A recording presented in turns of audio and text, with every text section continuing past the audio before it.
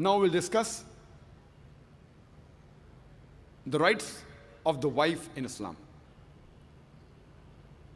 Most of the other religions besides Islam, they consider the woman as an instrument of the devil.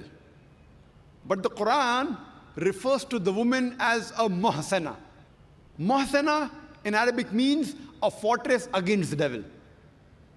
Because a pious woman who's on the straight path, she prevents the husband from deviating and going on the wrong track and keeps him on the Sirat al-Mustaqim. Therefore, she's called as muhsana, a fortress against the devil. The Quran in Surah Nisa, chapter number 4, verse number 21, refers to marriage, to nikah, as a sacred covenant. It's a sacred covenant, a sacred contract between the husband and wife. The Quran says in Surah Rum, chapter number 30, verse number 21, that we have created for you mates from amongst yourselves, so that you may live with them in tranquility. And He has put love and mercy between your hearts. The beloved Prophet Muhammad Sallallahu Alaihi Wasallam, he said, it's mentioned in Sahih Bukhari, volume number 7, in the book of Nikah, chapter number 3, hadith number 5066. The beloved Prophet said, "O young people, whoever has the means to get married should get married." The beloved Prophet also said, there is no monasticism in Islam. And the Prophet said, anyone who marries, he completes half his deen. Once during question and answer time, there was a person who asked me, that does it mean that if I marry twice, will I complete my full deen? What did the Prophet mean when he said that marriage completes half your deen? Marriage prevents you from promiscuity, from fornication, from homosexuality. Only if you marry do you have an opportunity to be a husband or a wife. Only if you marry do you have an opportunity to be a father or mother, which are very important duties in Islam. So irrespective whether you marry once or twice, you only complete half your deen.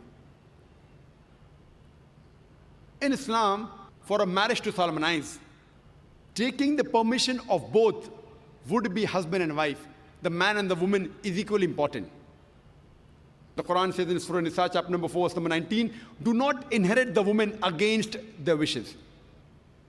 There's a hadith which is mentioned in Sahih Bukhari, volume number 7, book of Nikah, chapter number 43, hadith number 5138.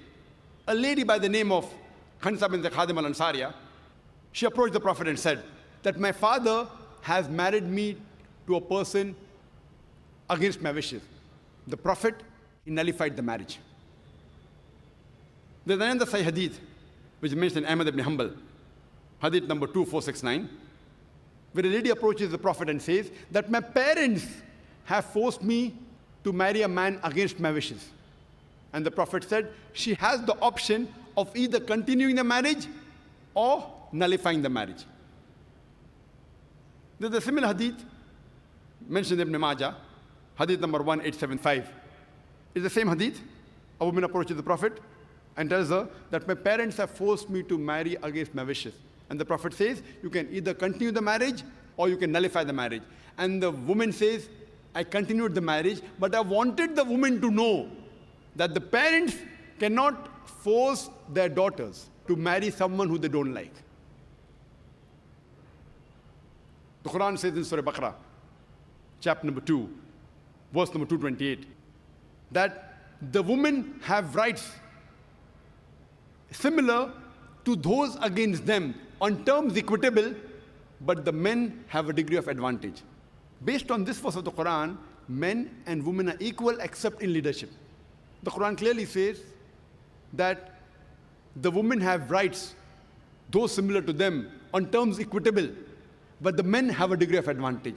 Now, many of the Muslims, they misunderstand this ending phrase that the men have a degree of advantage, and they think that men are superior. And they quote the verse of the Quran, "Ar-rijalu qawwamuna 'ala an-nisa." that the men are superior to the women. So Allah has said, the men have degree of advantage, the men are superior. What they're quoting is the verse of the Quran which was recited by a wonderful Qari from Surah Nisa, chapter number 4, verse number 34, which says, Ar-rijalu qawwamuna ala nisa, that the men are the qawwam of the women. What is the meaning of the Arabic word qawwam? Qawwam comes from the root word aqama, which means to stand up for. How we have aqama before salah, we stand up for salah. So this Arabic word qawwam means the men have one degree of additional responsibility and one degree additional service towards the woman, not one degree of superiority to boss over the woman. And if you read the tafsir of Tabari, he says the Arabic word qawwam means one degree of additional responsibility. Because if you read the verse ahead, the verse says that Allah has given men more strength than the women. So because of that advantage, it's the duty of the men that they should take care of the woman, they should not boss over her. Furthermore, Quran says in Surah Nisa, chapter number 4, verse number 19, that treat your wives with equity and kindness, even if you dislike her. Means even if you don't like your wife, yet treat her with love and compassion. And treat her kindly, even if you dislike her. Even if you dislike her, treat her with kindness and compassion.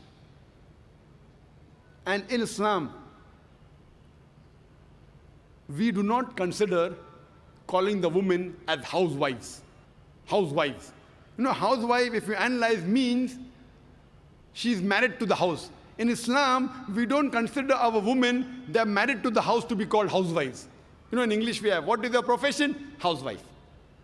We in Islam prefer calling the women as homemakers because they make the home, they build the home.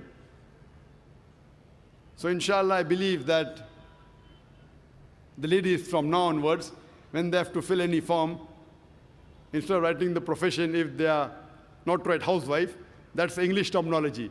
They are marrying you to your house. Prefer mentioning homemaker, because the woman builds the home, they make the home.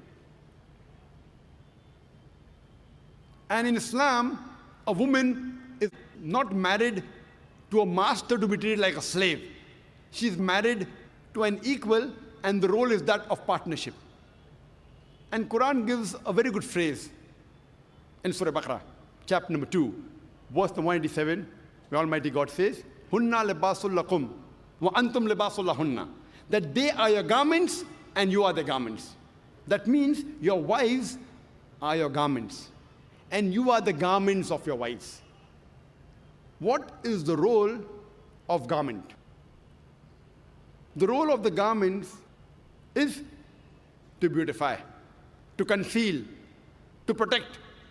The husband and wife, they conceal each other's faults.